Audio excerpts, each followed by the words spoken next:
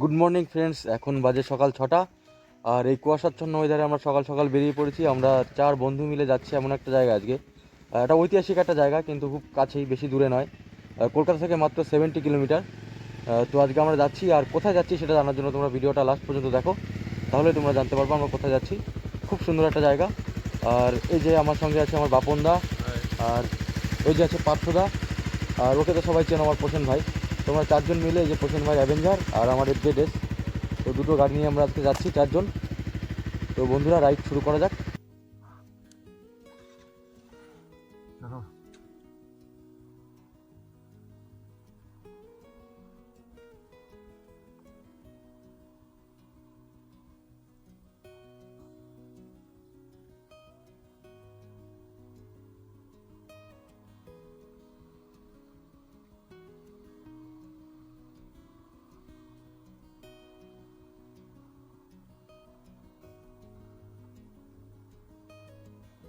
চারিদিকে খুব কুয়াশা, কিচ্ছু দেখা যাচ্ছে না, ক্যামেরায় কিছু আসছে না।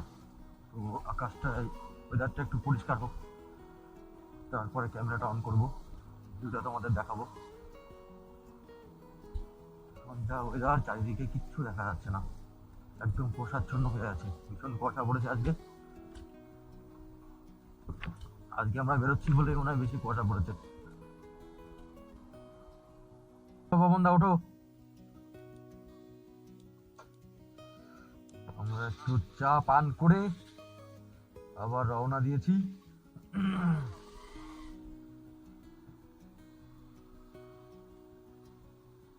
একটু কুয়াশা কেটেছে, কুয়াশা একটু পরিষ্কার হয়েছে, রাস্তাটা এখন দেখা যাচ্ছে বেশ ভালোই। চাটা খেলাম, একদম বিশ্রী চা, আবার চা খেতে হবে।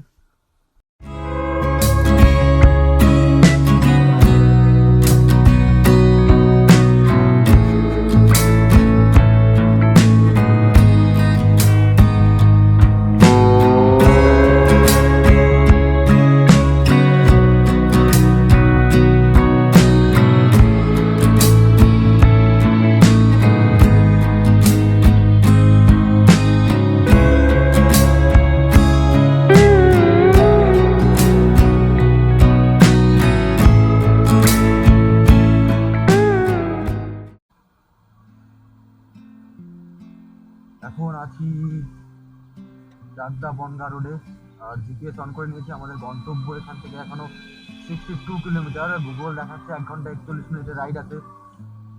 আমরা তো দাঁড়াতে দাঁড়াতে যাবো, আর সকালে কুয়াশার জন্য একদমই গাড়ি চালানো যাচ্ছে না, খুব ধীরে ধীরে যাচ্ছি। কোনো ব্যস্ততা নেই, ধীরে ধীরে যাবো, যেখানে খুশি দাঁড়িয়ে পড়বো, মজা করবো, আড্ডা মারবো, খাবো দাবো, কোনো তাড়াহুড়ো নেই, কোনো চাপ নেই। তো রাইড এনজয় করতে করতে যাবো। মাত্র 62 কিলোমিটার, এই তো পৌঁছে যাবো।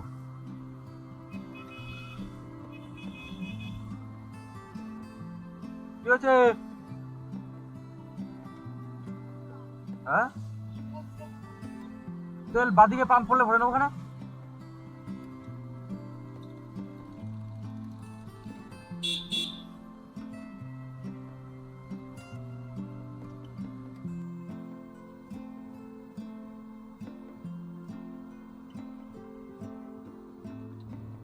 আর হাইওয়ে থেকে ডান দিকে একটা রাস্তা, দীঘারি হয়ে আমাদের, এই যে জিপিএস যা দেখাচ্ছে গুগল ম্যাপ অনুযায়ী আমরা চলছি। তো এই রাস্তায় ঢুকিয়ে দিয়েছে শর্টকাট নিতে গিয়ে অনেক সময় গুগল ম্যাপ প্রচুর ঘোরায়। তো দেখা যাক শর্টকাট কি দিয়েছে। রাস্তা তো ভালোই মনে হচ্ছে, ভালো রাস্তা, নতুন হয়েছে। দীঘারি হয়ে গোপালনগর এদিক দিয়ে ঘুরতে হবে। রাস্তা মনে হচ্ছে খারাপ হবে না, বেশ ভালোই। তো এগোতে থাকি এই রাস্তা দিয়ে, সুন্দর রাস্তা, গ্রাম্য পরিবেশ, আমার ভালোই লাগছে। রোডের থেকে এইসব রাস্তা সকালবেলা দারুণ লাগে। এইসব গ্রাম্য রাস্তা ভিতর দিয়ে গেলে বোরিং লাগে না।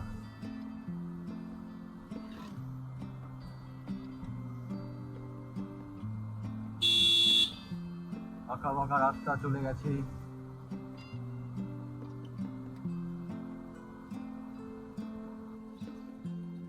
নহাটা সোজা, কদমতলা ডান দিক, মেদিয়া।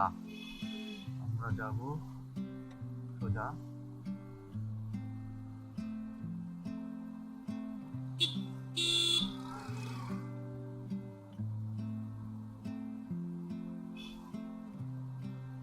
আজকে কুয়াশা কখন কাটবে বোঝা যাচ্ছে না,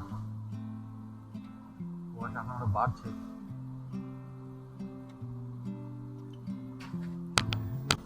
ওখানে দাঁড়িয়েছিলাম চা খাওয়ার জন্য, কিন্তু মেশিনে চা বলে আমরা খেলাম না। সামনে দেখি কোনো একটা চায়ের দোকান থেকে দাঁড়াতে হবে। আর আমরা বেশিরভাগ সবসময় লিকার চাই খাই, দুধ চাটা আমাদের কারোরই সেরকম পছন্দ না।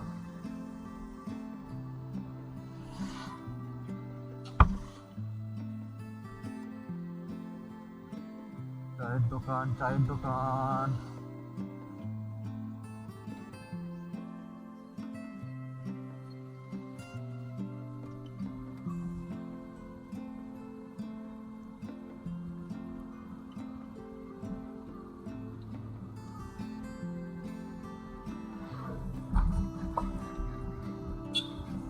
এই গাছগুলোর জন্য, বড় বড় এই গাছগুলো সাইড দিয়ে, গাছগুলোর জন্য রাস্তাটা এত সুন্দর।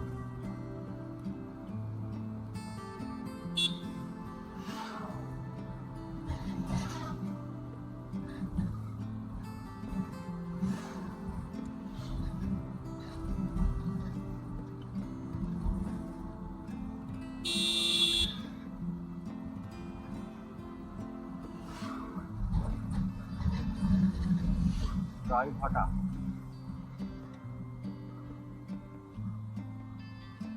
ভালো একটা মার্কেট গাইঘাটা, এখানে তো চা পাওয়া যাবে আশা করি। চায়ের দোকানে আমরা দাঁড়াবো।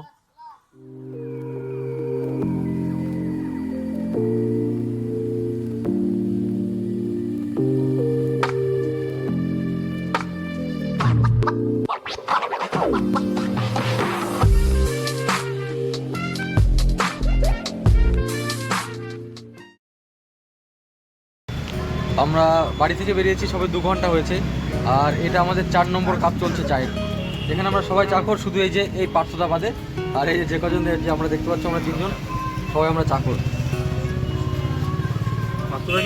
তো বন্ধুরা, আজকে আমরা কোথায় যাচ্ছি তো সেটা এখন জানাই তোমাদের।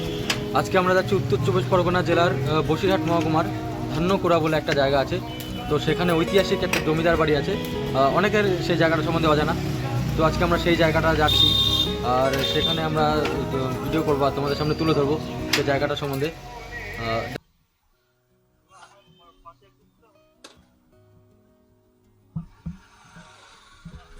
গাইঘাটায় চা খেয়ে আমরা আবার রওনা দিয়েছি। না, ওঠো, সামনে লেফট নিতে বলছে, নেক্সট লেফট, নেক্সট লেফট।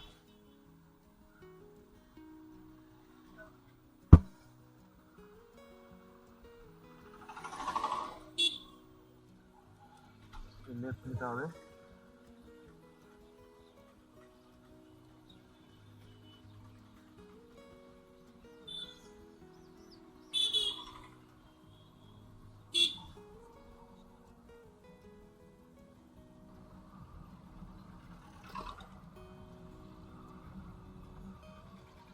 গাড়িতে তেল শেষ হয়ে গেছে, একটু রিফুয়েলিং করে নিতে হবে।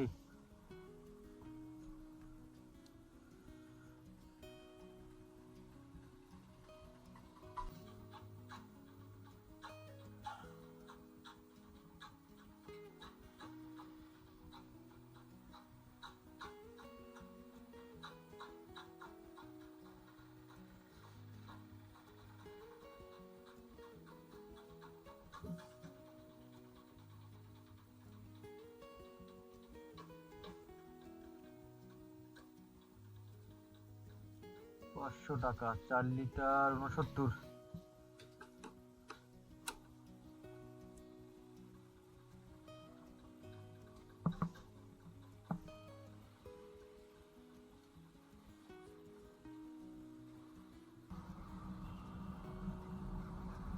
গোবরডাঙ্গা 2 কিমি, এখান থেকে গোবরডাঙ্গা 2 কিলোমিটার।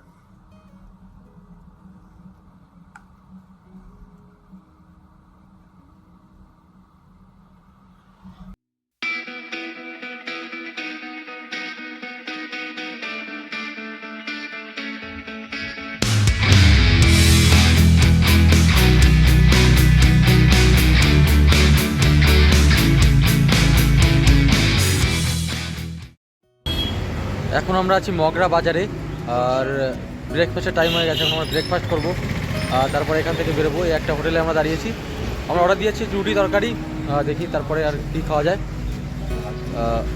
তারপরে এখান থেকে বেরোবো, আর মাত্র 18 কিলোমিটার আছে আমাদের ডেস্টিনেশন। ডিমের কারি, হ্যাঁ ডিম দিও, একটা করে ডিম দিও, হ্যাঁ, আর তরকারি দিও, ডিম দিও একটা করে। এই যে আমাদের ব্রেকফাস্ট, রুটি, ডিমের কারি, আর কি সবজি আছে রুটির সঙ্গে। দাদা বললো ভালো সবজি আছে।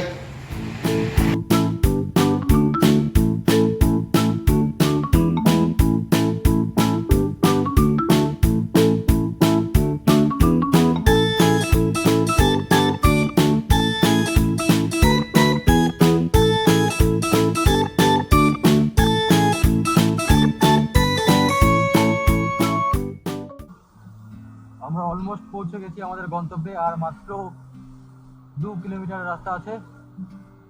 3-4 ধান্যকুড়িয়া গ্রাম পঞ্চায়েত।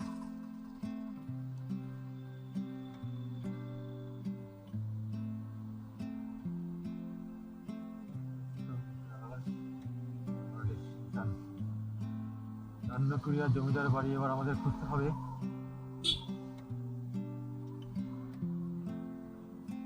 ধান্যকুড়িয়া স্বাস্থ্য কেন্দ্র।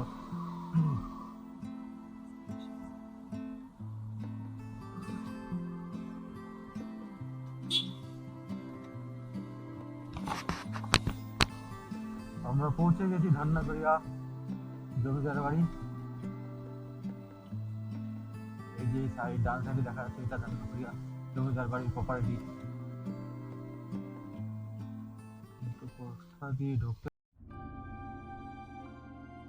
আজ থেকে প্রায় 230 বছর আগের কথা। সুবিশাল এই রাজবাড়ি বানিয়েছিলেন ধান্যকুড়িয়ার জমিদার মহেন্দ্রনাথ গায়েন। সে সময় ফুলে ফেঁপে উঠেছিল তার পাটের ব্যবসা। মূলত ইংরেজদের সঙ্গে চলত তার লেনদেন, আর সেই সুবাদে উত্তর 24 পরগনার এই প্রান্তিক অঞ্চলেও নিত্যদিন লেগে থাকতো ইস্ট ইন্ডিয়া কোম্পানির সাহেবদের আনাগোনা। তাদের বিলেতি সংস্কৃতি ঐতিহ্যকে উস্কে দিতে ইউরোপীয় দুর্গের আদলে এই রাজবাড়ি নির্মাণ করেন মহেন্দ্রনাথ। 30 একর জায়গা জুড়ে দাঁড়িয়ে থাকা এই রাজবাড়ির মধ্যেই রয়েছে আস্ত এক পুষ্করণী, যাতে রাজবাড়ির প্রতিচ্ছবি ঝলমল করে সারাদিন। গোটা দীর্ঘটিকে কেন্দ্র করে রয়েছে বিশাল এক বাগানও। দুর্গের ভিতরে ঢুকলেও রীতিমতো চমকে যেতে হবে। নানা ধরনের ভিক্টোরিয়ান কারুকাজ থেকে শুরু করে রয়েছে ইতালীয় কাচের তৈরি আসবাব, যা এক কথায় মন্ত্রমুগ্ধকর। গ্রীষ্মকালে রাজবাড়িতে এসে অনেক সময় ছুটি কাটাতেন ব্রিটিশ সাহেবরা।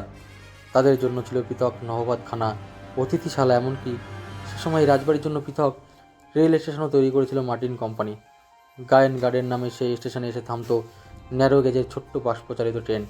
বর্তমানে অবশ্য সেই স্টেশনের অস্তিত্ব নেই আর। 2008 সালে তা অধিগ্রহণ করে সরকার। গড়ে ওঠে অনাথ মেয়েদের সরকারি হোম। তবে মূল বাড়িটির কিছু অংশের পুনর্নির্মাণ হলেও সামগ্রিকভাবে রক্ষণাবেক্ষণের অভাবে ধুঁকছে ঐতিহাসিক স্থাপত্যটি। বাড়ির সামনে অবস্থিত শ্বেত পাথরের দুটি সিংহমূর্তির একটি চুরি গিয়েছিল বহু আগেই। কয়েক বছর আগের একটি সিংহ চড়া দামে বিক্রি করে দেন মহেন্দ্রনাথের উত্তরসূরিরা। তবে শুধু ঔপনিবেশিক ইতিহাসই নয়, এই বাড়ির শুটিং হয়েছে সত্যান্বেষী, সাহেব বিবি গোলাম, সূর্যতাপা সহ একাধিক জনপ্রিয় চলচ্চিত্রের।